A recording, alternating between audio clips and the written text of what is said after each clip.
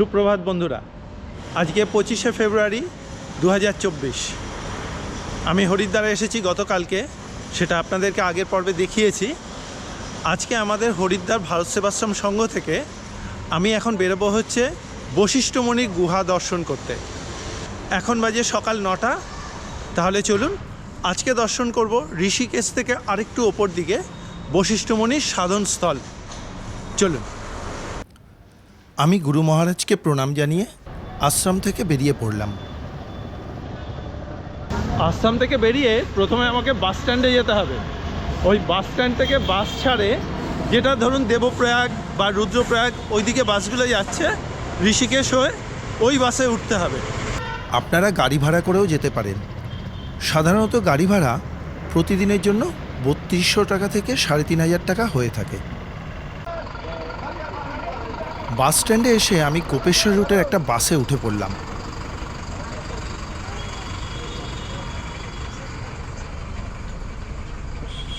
এখন ফেব্রুয়ারি মাস, হরিদ্বার থেকে যাত্রা করার শুধু স্থানীয় লোকজনই আছে, বাইরের লোক খুব কম আছে।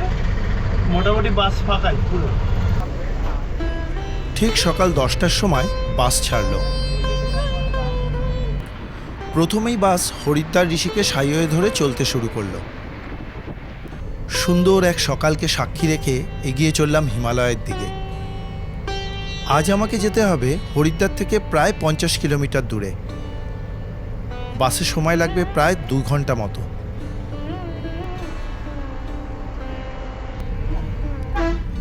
দেখতে দেখতে প্রায় 1 ঘন্টা বাস চলার পর আমরা ঋষিকেশকে ক্রস করে সামনে এগিয়ে চললাম।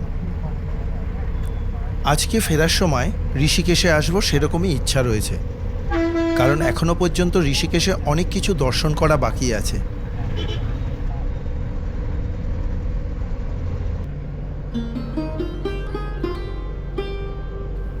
দেখতে দেখতে আমাদের বাস পাহাড়ে ওঠা শুরু করলো।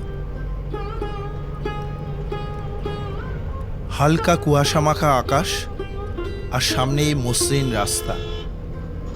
চোখের সামনে এত সুন্দর প্রাকৃতিক সৌন্দর্যে ভরা যাত্রাপথ আমি আমার মন প্রাণ থেকে উপভোগ করতে করতে এগিয়ে চললাম।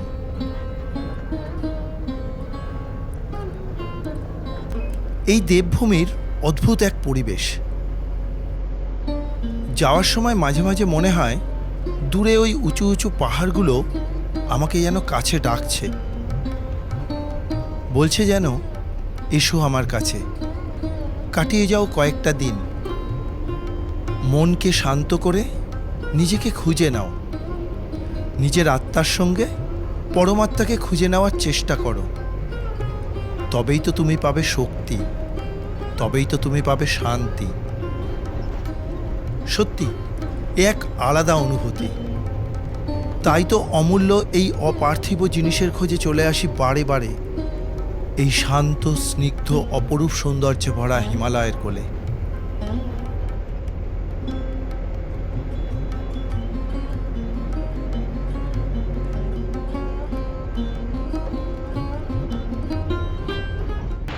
এই যে বাস আমাকে এখানে নামিয়ে দিল, এই জায়গাটার নাম হচ্ছে গুল্লার। এটা কন্ট্রাক্টর সাহেব বললেন। আর এর পাশেই হচ্ছে ওই যে যাওয়ার জায়গা।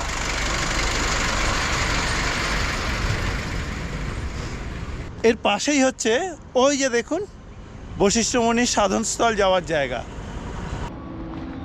রাস্তা পেরিয়ে চলে এলাম প্রধান প্রবেশদ্বারে।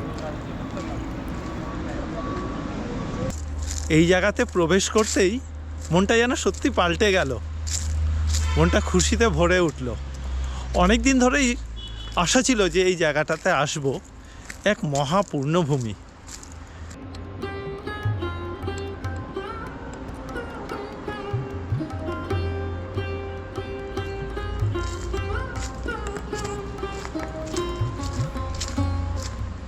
এই মহর্ষি বশিষ্ঠ ছিলেন কিন্তু সপ্তঋষির এক ঋষি। গঙ্গা নদীর তীরে ব্রহ্মাদেবের মানসপুত্র প্রভু শ্রী রামচন্দ্রের গুরু মহর্ষি বশিষ্ঠ মুনির সাধনস্থল এই পূর্ণভূমি।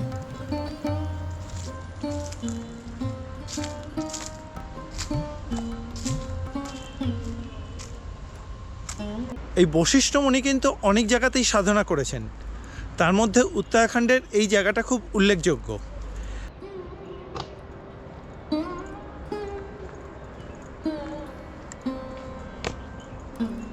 ঠিক এই জায়গাতেই উনি মাতা অরুন্ধতীর সঙ্গে দাম্পত্য জীবনের সঙ্গে সঙ্গে একই জায়গাতে সাধনা করতেন। আজকে আমরা সেই পূর্ণভূমিতে এসেছি।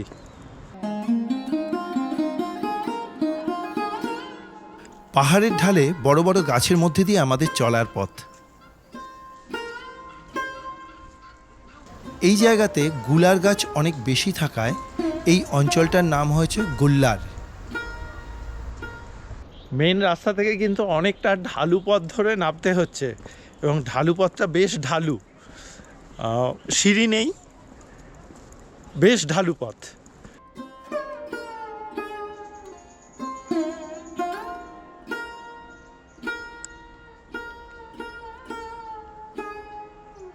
শিবালিক পাহাড়ে অবস্থিত সুন্দর এক পরিবেশের মধ্যে দিয়ে এগোতে এগোতে আশ্রমের কম্পাউন্ডের মধ্যে ঢুকে পড়লাম।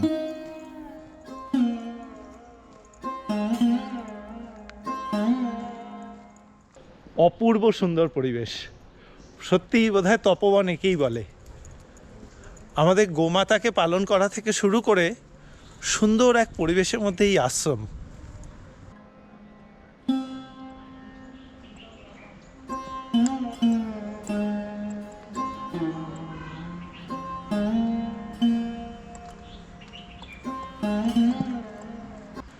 এই সেই পূর্ণভূমি, এই হচ্ছে বশিষ্ঠমুনির সাধন ক্ষেত্র, সেই গুহা। এই উঁচু পাহাড়ের নিচের দিকে গুহাকেই বশিষ্ঠ গুহা বলা হয়ে থাকে। এই মহাপূর্ণভূমিকে নতুন করে খুঁজে বার করা এবং সুন্দরভাবে রাখার ব্যবস্থা করেন আজ থেকে প্রায় 106 বছর আগে স্বামী পুরুষানন্দজি। এই স্বামী পুরুষানন্দজি ঠাকুর শ্রী রামকৃষ্ণদেবের শিষ্য ছিলেন। তিনি 1928 সালে কেরল থেকে এখানে এসে এই ঘন জঙ্গলের মধ্যেই থেকে গিয়েছিলেন এবং 33 বছর এখানে বসবাস করার পর 1961 সালে মহাশিবরাত্রির দিন স্বামী পুরুষানন্দজি এই জায়গাতেই সমাধি নিয়েছিলেন। এ এক মহাপুণ্যভূমি।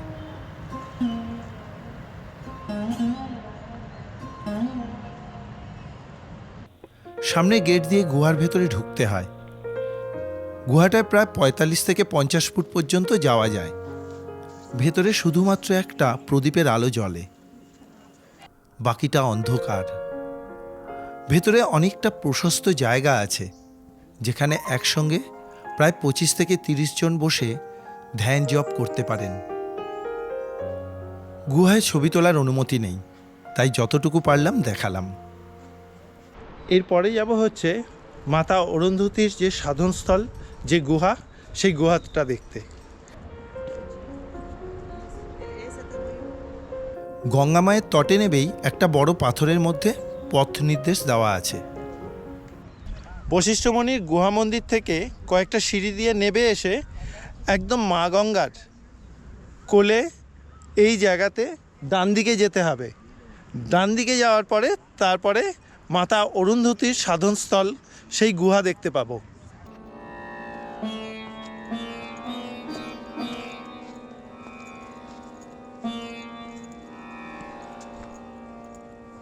আমরা গঙ্গা মায়ের তটভূমি ধরে কিছুটা এগিয়ে চললাম। দেখলাম বেশ কিছু বিদেশি পর্যটক এই পূর্ণভূমি দর্শনে এসেছেন ভারতীয় হিন্দু সনাতন ধর্মের মাহাত্ম্য বুঝতে। এইভাবে কিছুটা এগিয়ে যেতেই ডান দিকে জঙ্গলের মধ্যে আরও বেশ কিছুটা এগিয়ে যেতেই চোখে পড়ল পাহাড়ের পাদদেশে আরও এক মাহাত্ম্যপূর্ণ স্থান।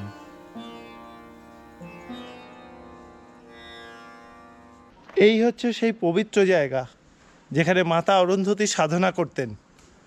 চলুন। সামনে পাথরের ওপর পাথর সাজিয়ে সিঁড়ি মতন করে রাখা পথ ধরে ধীরে ধীরে এগিয়ে গেলাম হাজার হাজার বছরের প্রাচীন এক গুহামুখের সামনে।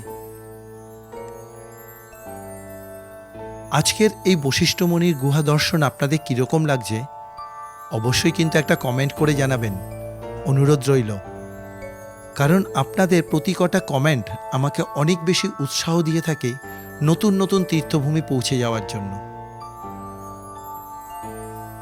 এখানে এসেই প্রথমে অনুভব করলাম নীরব এক পরিবেশ। অনুভব করলাম নীরবতা কতটা শক্তিশালী।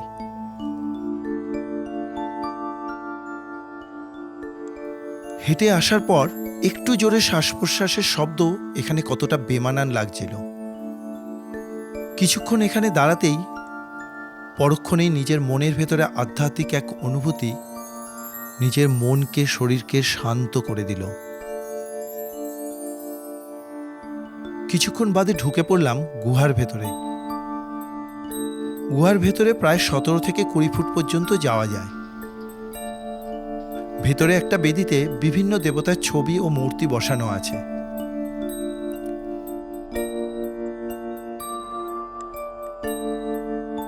সম্পূর্ণ প্রাকৃতিক উপায়ে সৃষ্ট এই গুহা দেখলেই বোঝা যায়।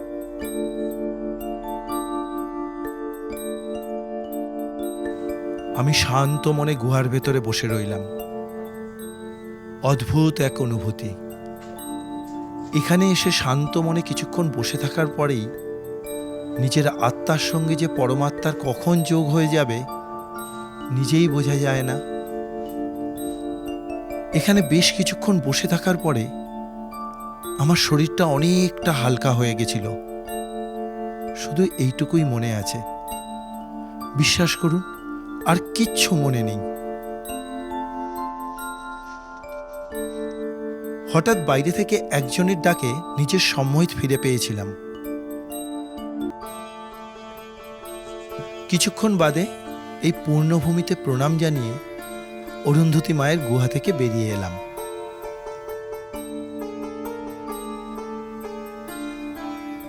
তখন বাইরে দেখলাম আরো বেশ কিছু পর্যটক এই গুহা দর্শনে এসেছেন। গঙ্গা নদীর তটে অরুন্ধতী মায়ের এই গুহাতে যে আধ্যাত্মিক অনুভূতি পেলাম তা আমার ছোট্ট জীবনের এক অমূল্য সম্পদ হয়ে রইল। দেখলাম একজন বিদেশিনী এই গুহায় ঢুকে তিনিও নিজেকে ধ্যানের মধ্যে নিমগ্ন করে রাখলেন। এই অরুন্ধতী গুহার একটা অলৌকিক জিনিস হচ্ছে, দেখুন এইখানে পাথরটা দেখলে বোঝা যাবে দুটো কালার দেখা যাচ্ছে। এই দুটো কালারে এই যে সিঁড়িটা রয়েছে, এই সিঁড়িটার নিচে একটা কালার আর সিঁড়িটার ওপরে কিন্তু আরেকটা কালার। যখন এই যে পাশে গঙ্গা মা, তার যখন জল প্রচুরভাবে বেড়ে যায় তখন কিন্তু এই পর্যন্ত জল চলে আসে, কিন্তু এই সিঁড়ি লাস্ট সিঁড়ি পর্যন্ত আসে না। এটাই এক অলৌকিক ঘটনা। এই যে দেখুন, আমি এখানে এসে জানতে পারলাম।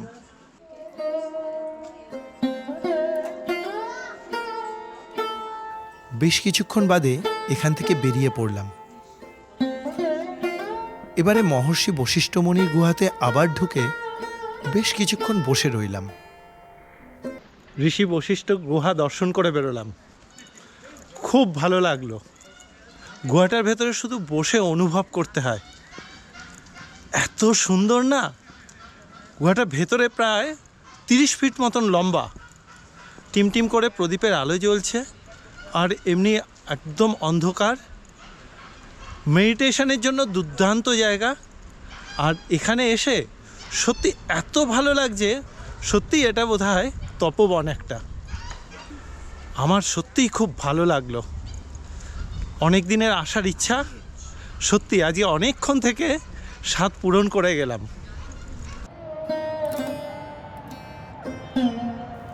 দেবপ্রয়াগের দিকে ঋষিকেশ থেকে প্রায় 20 কিলোমিটার দূরে এই সুন্দর ও আধ্যাত্মিক জায়গা অনেকেরই হয়তো জানা নেই।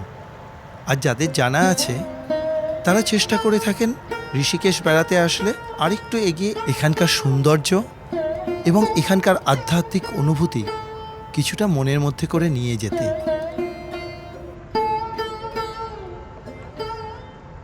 আপনাদেরকেও জানিয়ে রাখি, আপনারাও ঋষিকেশ বেড়াতে আসলে চেষ্টা করুন একটা বার এই সুন্দর প্রকৃতির মধ্যে এইরকম এক আধ্যাত্মিক স্থান দর্শন করে যেতে। আমার মনে হয় আপনাদের প্রত্যেকেরই ভালো লাগবে। আজ এখানেই শেষ করলাম। আজকের ভিডিও আপনাদের কীরকম লেগেছে অবশ্যই কিন্তু একটা কমেন্ট করে জানাবেন, অনুরোধ রইল। সবাই ভালো থাকবেন, সুস্থ থাকবেন, এইটুকুই ঈশ্বরের কাছে প্রার্থনা জানালাম। আজকের মতন বিদায়। নমস্কার।